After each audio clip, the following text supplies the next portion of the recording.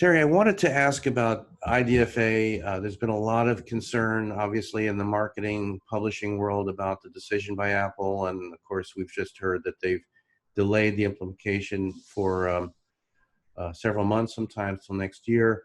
Uh, what do you see as sort of the implications of this, and more broadly, perhaps, privacy regulation, and also, obviously, the decisions around third-party cookies? But let's talk about IDFA and how that impacts the industry.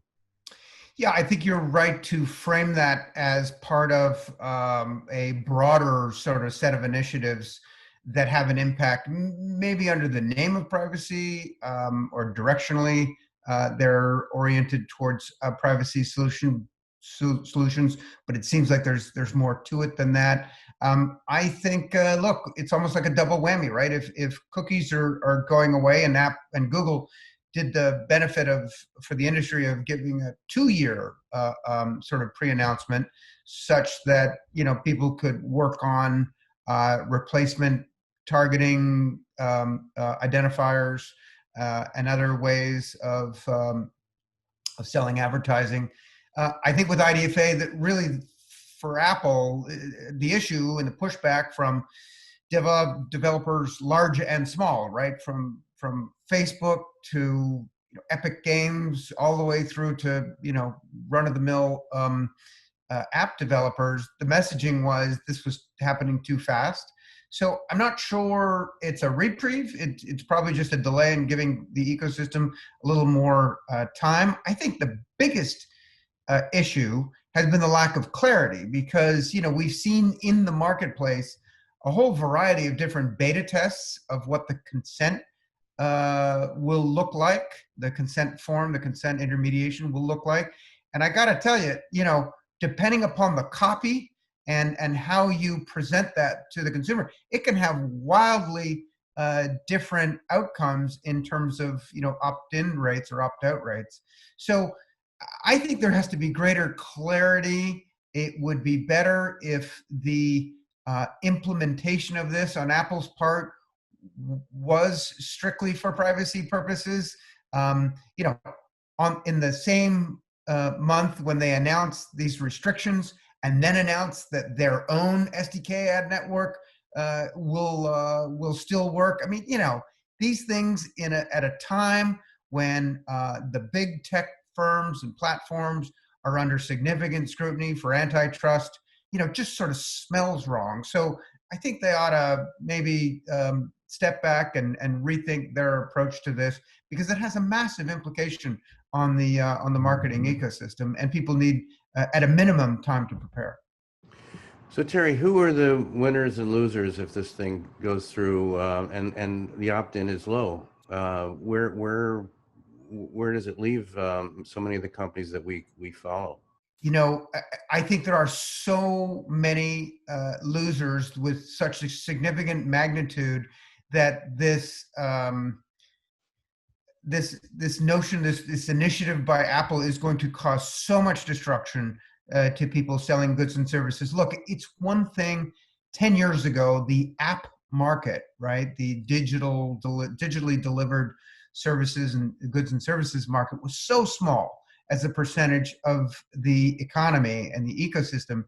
But fast forward today, so much of our lives are derived through our phones, through our apps, such that if this craters the ability for customer acquisition for not just games, but all facets of the economy, which are driven through apps, including e-commerce.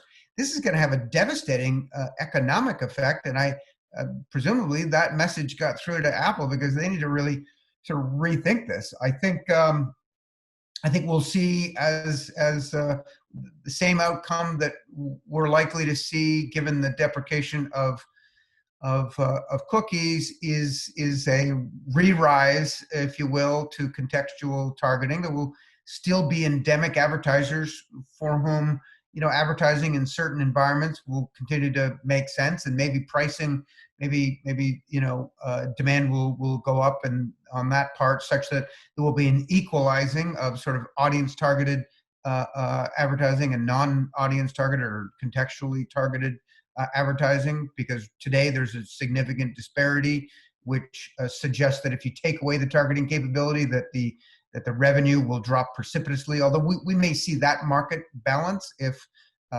more advertisers are advertising in a contextual nature.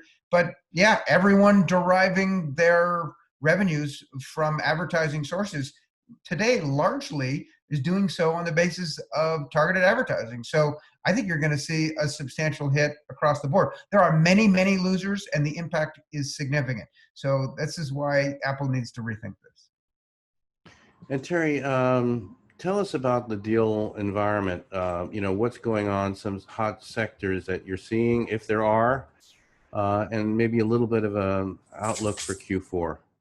Yeah, sure. So obviously at the outset of the pandemic, everything went on pause, right? The deals that were in the hopper and went on pause, and there were no new deals initiated by and large. And that's evident in the numbers looking at Q2 and what will be in Q3. That was the case for about 4 months. But come midsummer, come late June, we noticed deal activity from the standpoint of conversations, because it has to be discussions, and then you reach a deal, and then you get to see a deal announcement. So there's always a 4 to 6 month lead time in the sort of funnel of deal making. But conversations picked up significantly. We have quite a number we're working on, and we anticipate that Q4 will be busy. The deal market is back. That's an extremely good and healthy sign for the markets. Not sure what 2021 will bring, but we're positive about Q4. Where we're seeing the activity, it's kind of where we were seeing the activity pre-pandemic in CTV, and of course, the pandemic has only accelerated the opportunity in the streaming world. All major media companies now have an existential reliance on streaming for their business models, and there's all kinds of technologies that go along with that. So we're seeing CTV activity. We're seeing activity in identity, probably unrelated to COVID, but given all the regulatory changes, given all the technology changes that we just discussed, CCPA becoming enforceable here in the U.S. This summer, that we're seeing, a shift around from third party to first party, data primacy, and a variety of technologies that's causing people to want to strategically align and figure out what deals make sense.